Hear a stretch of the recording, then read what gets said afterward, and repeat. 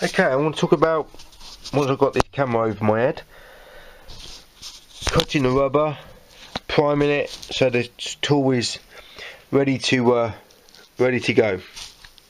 Right, so we're talking about rubber that we have to cut ourselves, and people have their own choice of rubbers that they use. They experiment, they use different brands, and some brands work better than others in this particular squeegee, but I'm just going to focus on cutting the rubber to the right length. So I've actually made this video on another camera, and the batteries went dead, and so I've already cut the rubber, but I'll show you the process what I've done. So let's get in the sitting position. Always better to sit down than standing though, I think, when cutting rubbers. Come on, let's get this thing fitted on my head. Right, so I don't use razors, I use scissors, and choice of scissors to use, I will go with something thin like this. So we've got rubber, and you can see it's a little bit bent. It's been laying in a box and it's not been straight, so we've got some curvature to it, but you can see that it, you know, that's where it was cut. Right, so what you do is you get your length of rubber. In fact, I've got it the wrong way here. Oh dear. Right, let's just imagine that's all one piece of rubber. This is the rubber that I pre-cut on a separate video. Right, so what we do is we line it up, we get that end perfectly done, and then what we do is we get the scissor and we make a mark on the rubber, so the mark will look something like this, just a guideline, and then when you got the scissors, you can just cut it. Right, so you cut it where you make the mark. So we get the length near enough, spot on, and you can double check it by putting the rubber exactly in the right position. That's pretty much spot on. Right, so if you cut a little bit too more than the length, you can snip it off a few millimeters over, if you can cut it off, or if you cut it under, it will look like this. You can actually pull the rubber to a certain extent and stretch it, and never put the rubber in and then cut it, because you always get a retraction afterwards and it will be too short. So cut the rubber outside the channel. So we've done that. Now it's a case of putting the rubber through the channel. Right, so these clips are the latest versions, and this rubber is the latest version.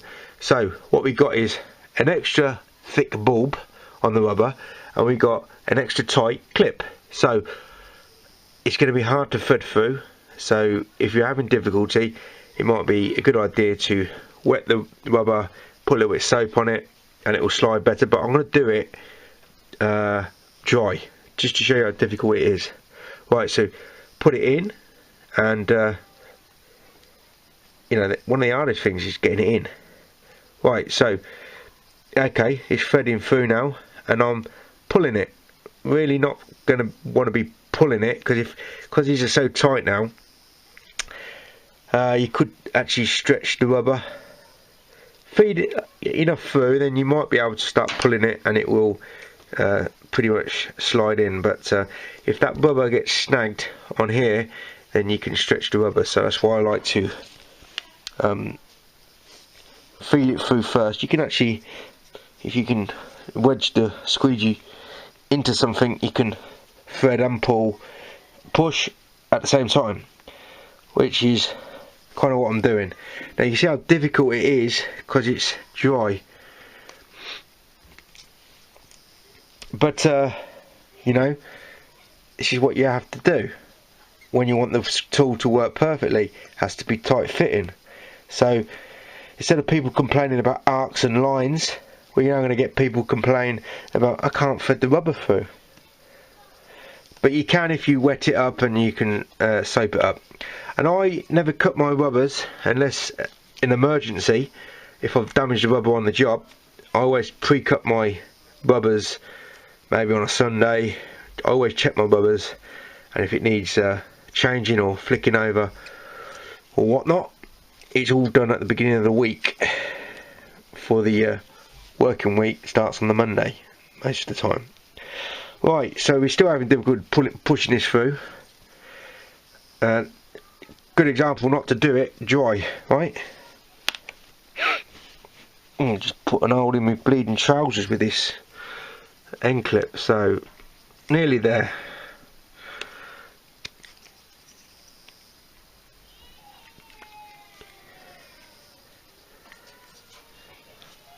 I'll shut this video off, I'll get it sorted, and then we'll go back. So to cut a long story short, if you wet the rubber, which is what I did, it fed through a whole lot easier. So what we do is we make sure that the rubber tip ends are perfectly aligned. Now they're not perfectly aligned. Got a little bit showing, a little bit too much showing here. Let's focus that in. So I still need to put that in properly. So I want to put the camera over my head, and we'll finish this process off. So it's all about baby steps. How do you make the squeegee perfectly aligned, everything working right, so you have minimal amount of problems using the tool. So we don't even talk about techniques or anything like that. That is later on. So we got the rubber length, perfect. But what we need to do now is shape it. Now you got some people who made videos saying, well, I don't need to shape it. Well, I'm telling you, you do need to shape it if you want this tool to perform properly. How's that going to fit into a corner? Unless you really have to change the angles of your working, it's not going to go in. Right, so we don't want to be clever. We just want to do how it's meant to be designed. So there's no, oh look at me, I don't have to do it that way. Just do it the right way. Don't argue about it. Just accept it. Cut the corners. Now what you've done is made a squeegee that will fit into corners perfectly. No issue. I'm not done, because I'm showing you what I do, and what I do is different to everybody else. So we've got a rubber that is cut. Sometimes the square edge there is different length. That doesn't matter as long as the rubber is not poking out either one side or the other. At the top where the end clip coverage is, that's what's important. That can poke out considerably, and it won't make a jot of difference of how it will perform. You see, that is more flush than that. So I'm not finished, because I have my tools primed perfectly. Right, so we finished with the scissor. Now we're going to go with my little tip for keeping the rubber always in position. I've already pre-cut some of these paper clips. Right, so why do I use paper clips? Well, a number of reasons. First of all, they fit in nicely over the rubber bulb in the cavity of the end clip. Secondly, they don't cost me anything, because I just take them when I see them. I collect them. I don't have to buy Unger clips. These latest versions and the latest version of the rubber, of the clips and of the rubber, they're ever so tight. But when you drop your tool, sometimes the rubber will shift and you have to realign it. And also pulling and snagging. If you really want the best performance out of your tool, you need to cover all your corners twice, really, because every window you come up against different, and working environments are all different, and best to be double sure. Right, so let's get the pliers. I've got two pliers. I always use thin nose if I can, and as I said, I always do my rubber on a day, well, not on the job, not on a Sunday. Right, so let's put the rubber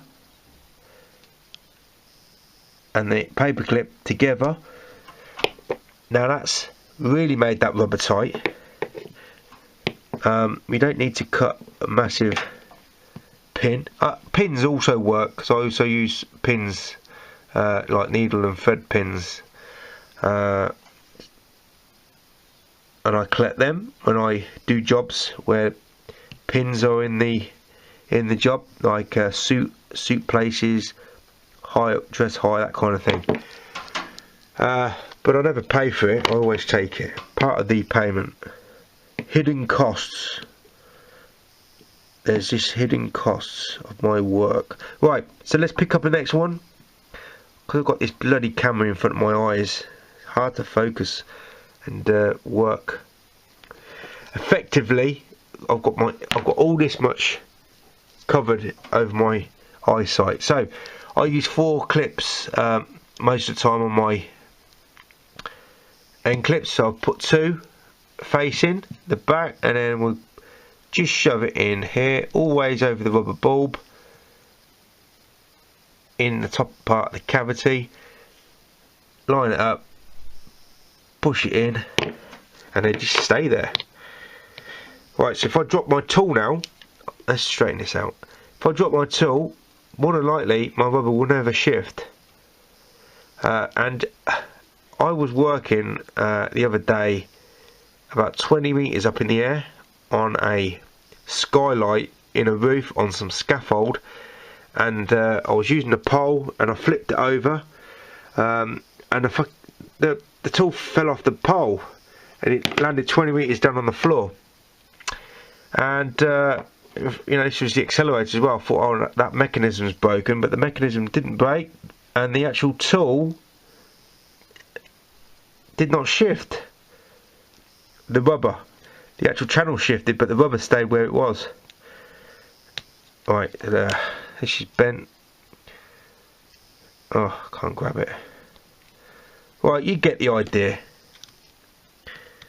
It's in. Get in. No, that's not in. Right, you get the idea. These are just extra safety strengtheners to make the rubber just sit in the right position, not shift. Just like the brass clips on normal standard squeegees. Now, these are optional things that what I do. You can do it if you want. You don't have to do it, but it just double checks that the tool is always going to be in working order. So that's how I do my rubber, and I'll just talk about on a separate video, but on this joining video, how I prime the squeegee to work on the glass.